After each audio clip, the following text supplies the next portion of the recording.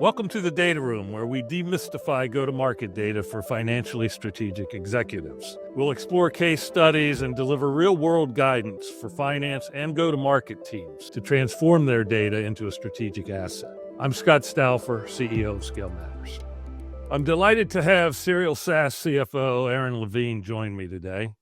Aaron's a longtime advocate in the Scale Matters approach of better leveraging go-to-market data in order to help accelerate efficient growth and profitable growth. Aaron, welcome to the Data Room. Thank you. Thanks for having me. Give the audience a little bit of background on yourself, kind of the roles you've had, how you've gotten to where you are, and then I'll hit you up with some questions after that. Yeah, so I've been with 8 SaaS and software companies throughout my career. I kind of started traditional accounting path. I started kind of up the controller route. I pivoted over to an FP&A role. And now I've been the CFO at 5 software companies, all different industries. I've been in the nonprofit space. I've been in cybersecurity. I've been in ag tech. And today I'm with a business called Prophix. And Prophix actually sells into the office of the CFO. So we have a product set. We sell into the controller side for accounting close.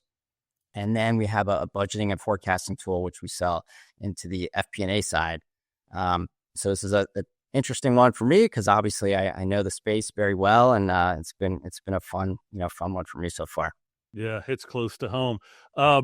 Would you say at this point in your career that you are often brought in by the investor groups to help prepare companies for exit? Yeah, a lot of times, certainly. Yeah, I mean, look, these PE deals are, typical kind of 5-year hold. So there's always an exit in mind. But I've worked with a variety of private equity and VC firms, and, they're very similar, and the roles are similar, especially in SaaS companies, right? SaaS is, kind of a unique animal. And, once you sort of get the playbook down, it's, very similar, from company to company. So same movie, different actors. Right, you see the same kind of things over and over, and same kind of problems, and honestly, usually the same sort of solutions as well. Yeah, interesting. I know at Prophix, you guys are talking a lot these days about strategic finance.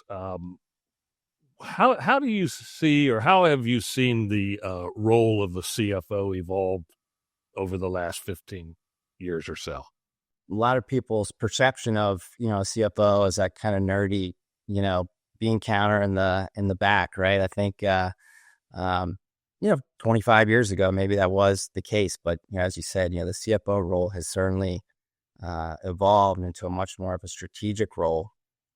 People say that conciliary to the CEO, right? It's usually kind of CEO and CFO sort of hand to hand. And, I think, if you think about it, right, the CEO and the CFO are really the two people in the business with sort of that bird's eye view of the business, right? The other leaders are generally, more focused on their functional area, right? The CRO is focused on sales, the CTO is focused on development. So that CEO and CFO really can sort of, sit back and, kind of understand the whole picture and see how, each of those functional areas comes together. So I think, CFOs today, especially with the introduction of all these new tools and the proliferation of data, right? There's so much data now. There's data all over the place. So, I think that even puts a stronger, spotlight on the CFO's role.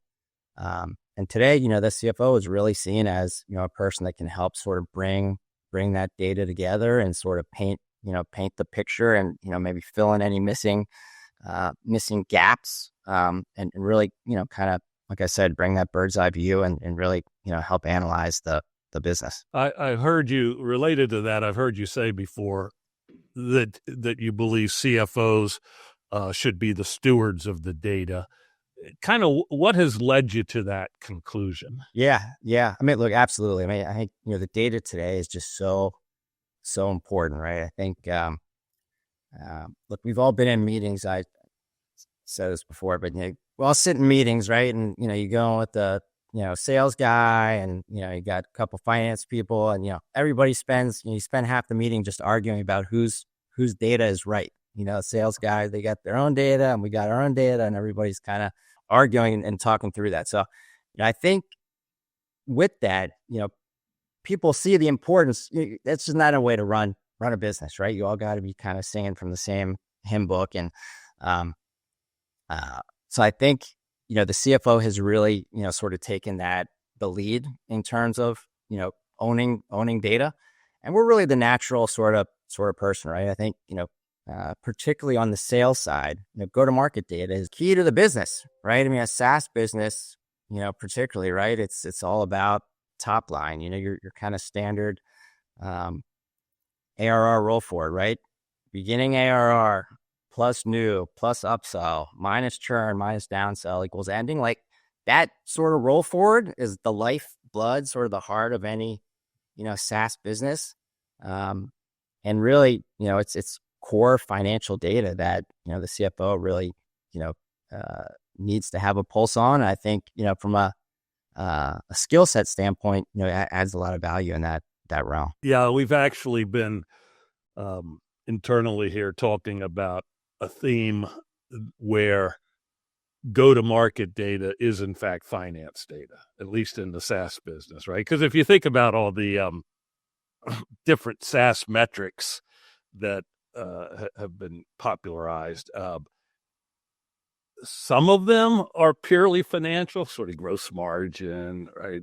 Maybe cash flow, all this kind of stuff. But so many of them are intertwined with go-to-market data, right? Whether it's cost of acquisition, CAC stuff, right? If you guys got to have efficient growth, well, you got to lower CAC, right? LTV to CAC, which is sort of a measure of unit economics, right? It can't be isolated from the go-to-market data, and so we're completely aligned with that thinking that there's really a blur between what used to be known as financial reporting versus go-to-market data and analytics and reporting. Do you have any examples? I mean, it's one thing to be able to report, right? Because there's some kind of level of governance or compliance where boards and investors expect certain things to be reported on. But it's a whole nother thing to be able to say, our LTV to CAC is 3.1, and here's a path of how we're going to move it to 4 or 5, right? To actually improve on these things that you report on. Do you have any examples of where you guys have, either at Prophix or previously leveraged data and go-to-market data to actually make some decisions and take some actions prior to when you might otherwise naturally have done that? Yeah, definitely. I'll give you a good example. It's actually one, Scott, that we worked on together in the past. Prior private equity backed business, I kind of came in like a lot of these businesses. The CRM data was really disconnected from. So we're using Salesforce, we use Intact. Not a good integration there. So the CRM data was really disconnected from sort of the core billing and financial data. And it just makes it really hard to look. You brought it before, right? I think in a SaaS business, there's two things that you really need to have a good handle on. You alluded to both of them, right? It's customer acquisition cost. So how much does it cost to bring a customer in the door? And then how much do you, how do you retain that customer? How do you upsell that customer? So that sort of whole bringing the customer in through the whole customer's, life cycle, right? Those are the two things you really need to know in a SaaS business. It's customer acquisition, it's retention, that whole kind of customer journey metrics there. So to answer your question, if you do not have, which this company did not, if you do not have a good sort of link between the core financial data and the CRM data, it's really hard to be able to paint that picture, right? It's really hard to be able to answer it. So, I think that company in particular, we spent a lot of time, cleaning up the core CRM data, right? And getting, better handle on, where our customers are coming from. So kind of whole top of the funnel, which ties into the customer acquisition cost, question. And then all the way through towards to renewal, right? So when is it time? Just a simple question. It's like, when is this customer up for renewal, right? If you don't have good, linkage between your CRM data and your billing data and your ERP, it's, seems like a simple, kind of question to answer, but, if you don't have good renewal information, it's really difficult. So, that company in particular, we spent a lot of time cleaning up, the core CRM data. We integrated it, tightly with Intact. And I think, in terms of being able to answer questions quicker, it's like, I think we had really good at the end of that project, and with really good sort of up for renewal data, right? So when are customers up for renewal, which month, and then all the way up through the top of the funnel. So, just getting that visibility, like, hey, which customer segments are performing well, right? So cleaning up the data, appending some, third party and industry data to it. It's like, hey, is industry XYZ outperforming, industry ABCD, right? It's like, I think having that core data is, it's just crucial to be able to answer those types of questions. Yeah, a couple of things.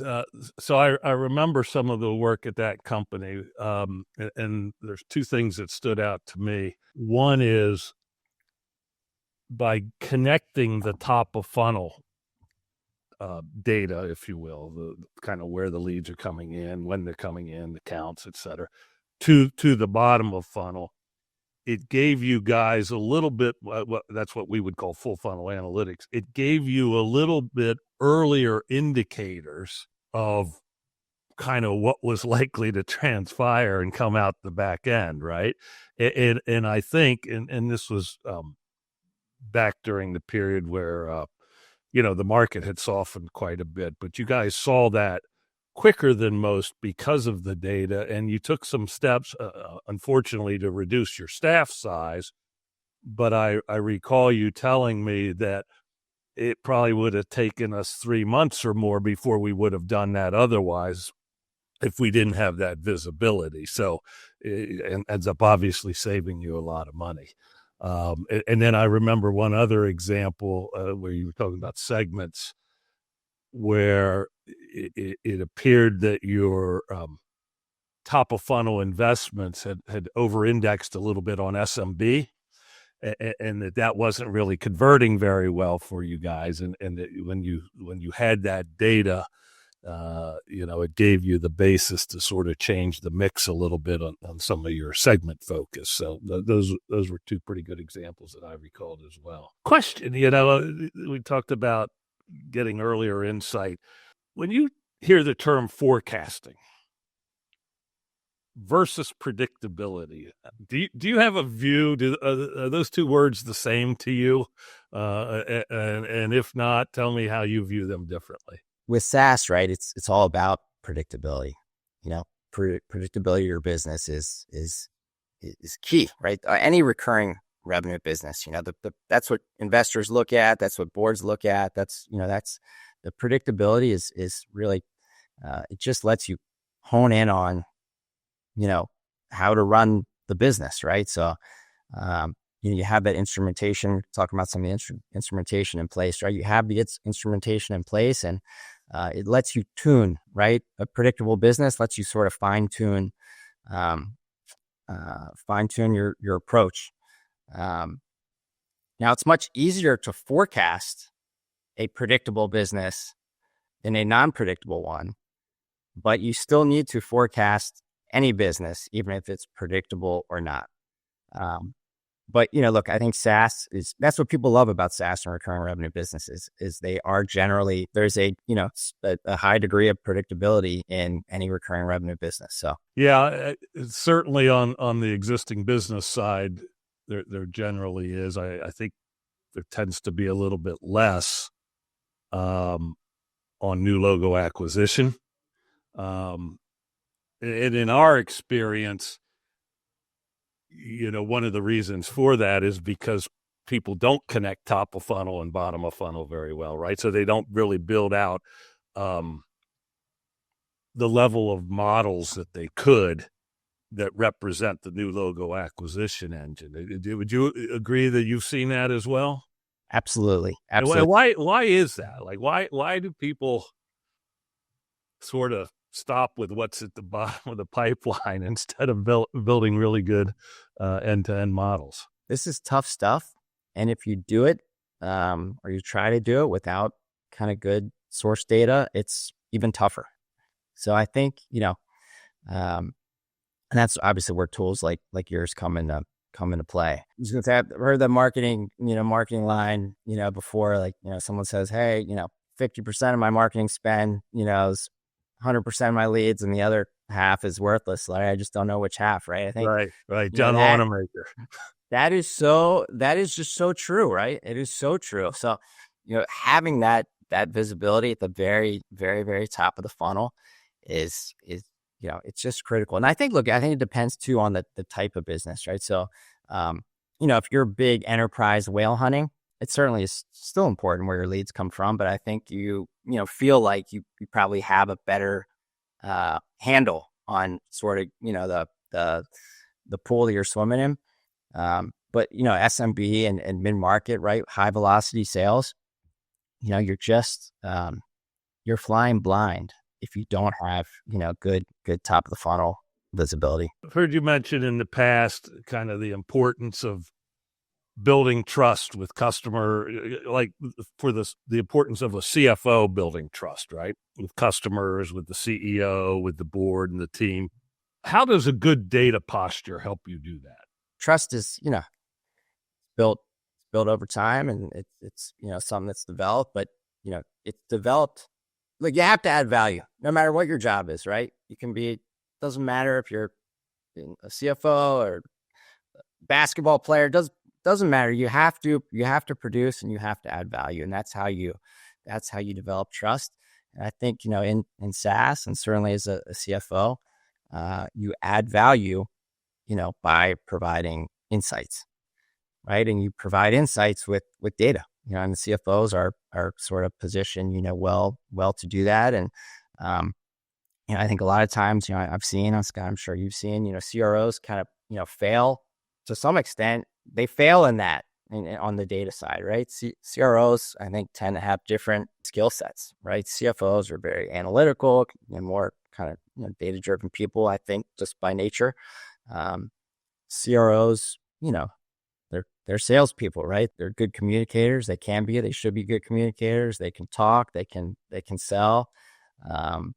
And it's a hard job, a CRO, right? So they're focused. It's every quarter, as you know, right? Every month, every quarter, you're pumping out. You got to pump out pipeline and pump out deals. So I think for a CRO, it's very easy to be focused just on, closing the next deal.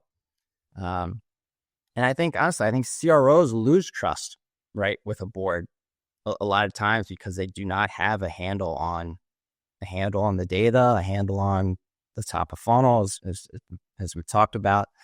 And that's when, CFOs kind of, can really jump in and provide some value and start to, building trust.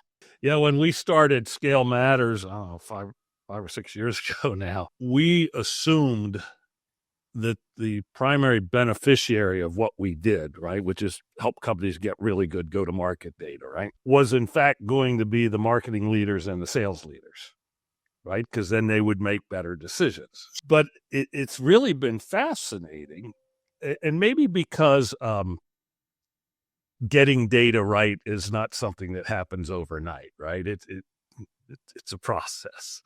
And it's been fascinating to me how kind of the lip service that is paid by the functional leaders saying, we need to, I'm data driven, yada, yada, yada. But they're so short-term focused, right? You said it, they've got quarterly pipeline creation goals, deal closing goals, that they seem unable to make the necessary mental and financial investments. Yeah. To improve their own situation, right? And I've posited that I think this is one of the reasons that the tenure for CROs and CMOs is so short in SaaS, right? Less than a year and a half in general, is because they aren't equipped with the tools, i.e. data, to actually do their job great. And so I'm always confused, and I see this with boards, right? We got to get a new CRO, right? And they just keep hiring people, then firing them, but never making the investment to give them the tools that they need to do their job well. Why is that, do you think? Somewhat of a cycle. I think boards and, PE investors and VCs, right? They're not operators, right? So they kind of digest reporting packages, right? And they see things, and they're presented to them. They have experiences, in other portfolio companies, but they don't really get it, right? They've never done it, right? These things are just sort of, the reporting's kind of produced for them, and they get they have thoughts developed, as it's presented, but they really don't know how to, how they don't know how the sausage is made underneath, right? I've seen in the past, I saw a previous company where, private equity investor comes in, they say, hey, we need to get some good, mature, reporting. Let's go stand up Snowflake and build some Tableau reports.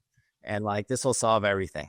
Right. It's like, dude, that's not how it works. Like, that's the step after you do the hard work to clean up your data. Right. So that's sort of core sort of systems and processes underneath, and data integration and systems integration. That's the hard work, right? The Tableau reporting, you dump it wherever you want after that. But I think people just don't have an appreciation for sort of what a real, systems, kind of core systems reimplementation and associated data cleansing project, what's involved with that. But, to me, that's really step one. And that is where, to your point, Scott, people are not enabled to do that, right? They're not, those are big projects. I know it's something you spend a lot of your time on, you spend a lot of your career on, and it's hard work. So I think it's just the appreciation's not there for the scale of a project like that. Yeah, I think often the boards, when they hire a new CRO,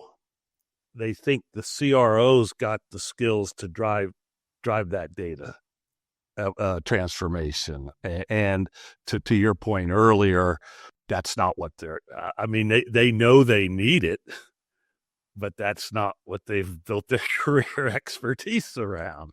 And I really, it's the expertise blend to get this stuff right is really kind of a combination of an FP&A mindset along with deep IT skills. And you need to blend that together in order to get to the right point. But interesting. I think too, Scott, on that point, there's a trend with, look, I've managed RevOps in 3 prior businesses. I love getting involved with it. I love, managing that function, because to your point, right, it is kind of, I think, really more of a natural sort of CFO mindset than a CRO. So it makes a ton of sense, bring it under a CFO. Not just, it's not just owning Salesforce, right? On the customer success side, right? It's customer success data, it's Salesforce data, support the whole kind of customer journey, right? The Zendesk support data, right? Just sort of managing that whole kind of, data, associated with the customer life cycle. You bring it all under one group makes a lot of sense to me. Well, and I think it's helpful, as you mentioned before, you said the CFO and the CEO are sort of uniquely positioned across the functions. And I think it's very hard, if you think about the term RevOps, it evolved out of sales ops or marketing ops, but the primary reason people came up with the concept of RevOps was to create alignment across sales, marketing, and customer success. And I think that's very hard to do if it reports to one of those leaders, because they generally just either don't have the juice or the trust. Right? You mentioned trust before. I mean, how many sales and marketing leaders have you and I experienced over the years where, they knew they had to work together, but just there wasn't this underlying foundation of trust. And I think it's very hard for one of those functional leaders to own a RevOps function that is intended to drive alignment. We're all in the revenue business, right? Like, yeah, every day I say it to my group, and if you're a billing, clerk or an AP, like whatever, like, everybody's job when we walk into the office every day or we boot up, right? It's to grow the business. So we're all in a revenue function, so centralized product as well. Yeah. I've always said revenue is a team sport. 100%. Even though sales generally gets outlier compensation for it, it is a team sport. So when you go into a company, is there a common first thing you like to attack or a common problem that is going to be there and that it's going to be one of your top 2 or 3 priorities? Yeah. I think one of the first things is certainly getting to know the team, right? So it's knowing the board, obviously knowing the CEO, but just knowing the your peers, right? In the C-suite, and the associated, the layers down as well, right? First 30 days is a lot of, more listening than talking, right? And getting to know folks.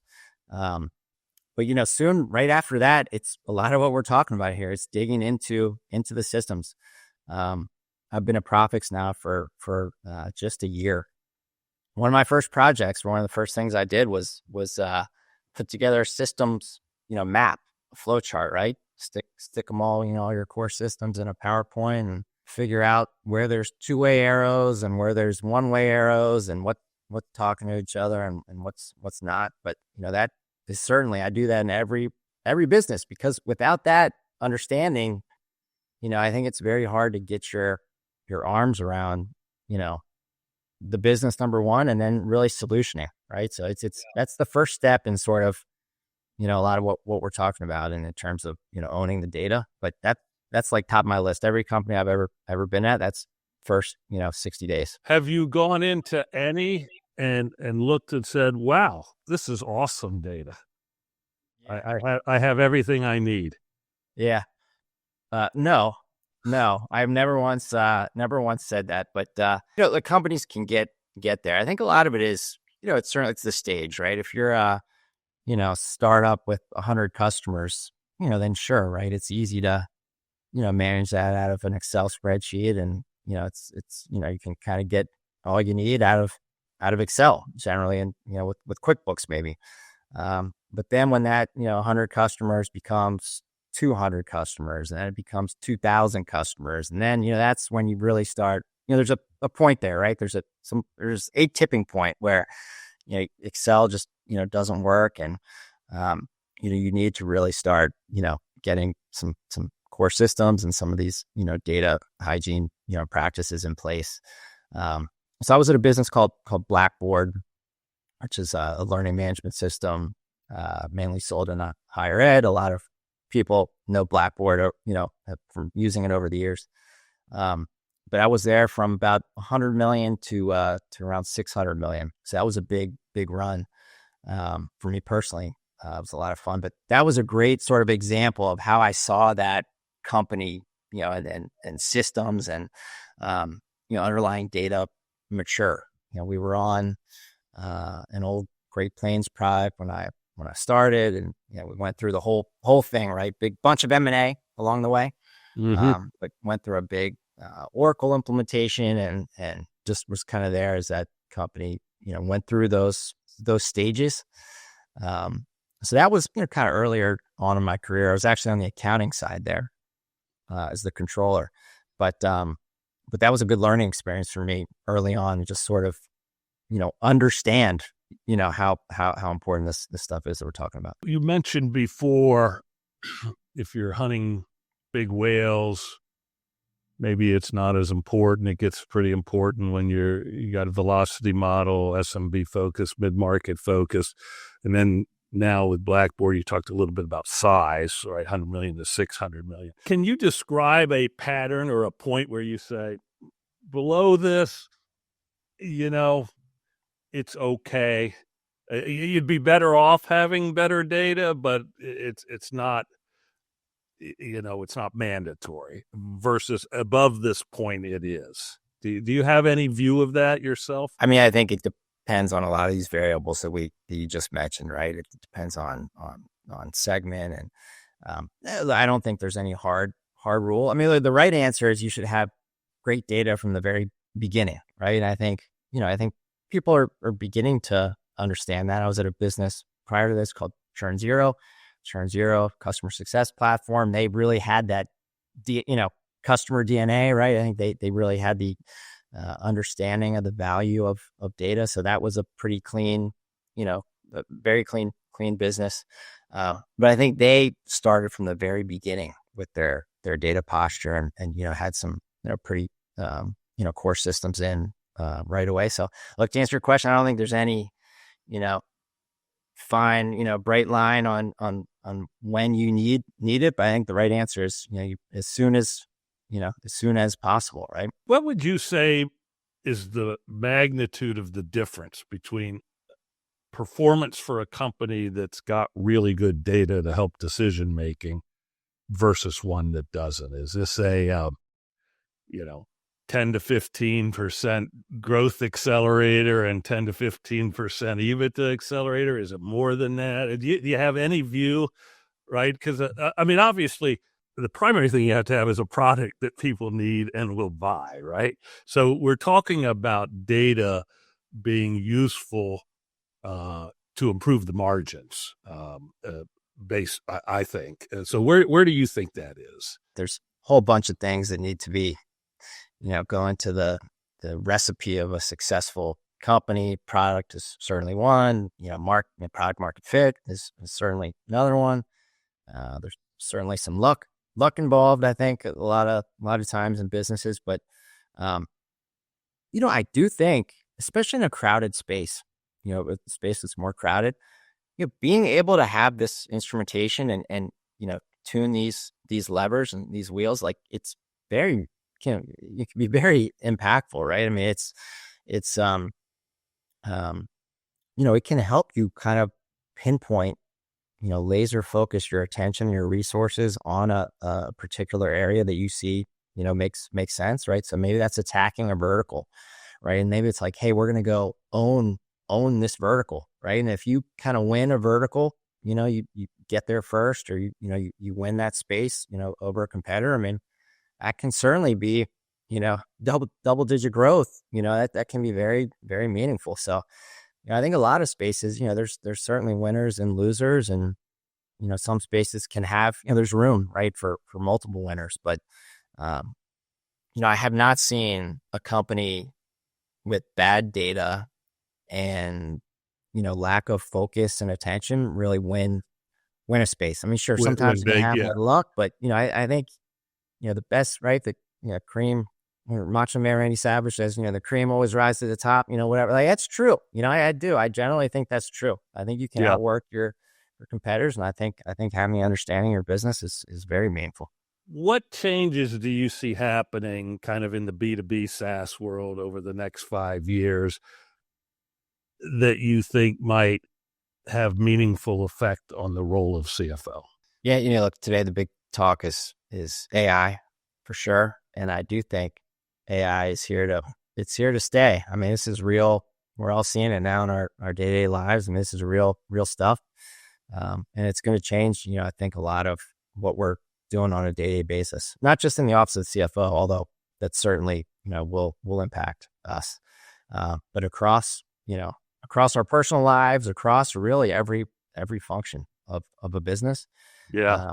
So I'm a big proponent. I think we're on first base, but, and what it's going to do, I think, is it's going to automate a lot of our mundane work, particularly in finance. You asked about CFO, so particularly in finance, a lot of what we do is repetitive, right? It's closing the books every month and, producing a board package and producing a package for the lenders. So a lot of this is kind of repetitive stuff. And I think, AI is really going to transform the way that work is done. Have you guys started experimenting with it internally yet? We certainly have. I mean, Prophix, we're doing a lot of work in the product around AI. We're making a huge push. I'm really excited about a lot of the work we're doing, but across the business, right? We're looking in customer success. We're doing some neat stuff with an AI product, and then dev too, right? I mean, I think that's another area where R&D and development is certainly going to be really transformed with AI. But look, I'm excited about it. I think everybody should be. It's an opportunity for all of us, right? Again, I think it takes away a lot of the mundane, kind of ordinary day-to-day stuff that we do, and it lets us kind of step back and be more strategic and kind of more focused in areas where we can really drive the business forward. So it's not going away. No, I agree with you. We see it obviously in our work. Some of the stuff you can do in Salesforce now, automate building flows. I mean, generally, it's kind of like the same way developers would use it, right? Where you get the blueprint of something built, but then you have to still go in and sort of fine tune it yourself. But it saves a lot of time, right? I'd say the one place I'm probably still a skeptic is on data analytics. And not because it can't analyze the data, but because particularly in the go-to-market space, so much of the data is not very good data, right? The data hygiene issue. And that's where, we've been putting some energy trying to figure out how can we leverage AI to actually solve the data hygiene problem, right? Because, it just tends to undermine the value of any insights that you might try to draw from the data otherwise. So I agree with that. Yep. Garbage in, garbage out. Absolutely. Exactly. Well, listen, Aaron, I appreciate you joining us today. You've given us some good stuff to think about, and hope you enjoy the rest of your day. Thank you. Good to connect.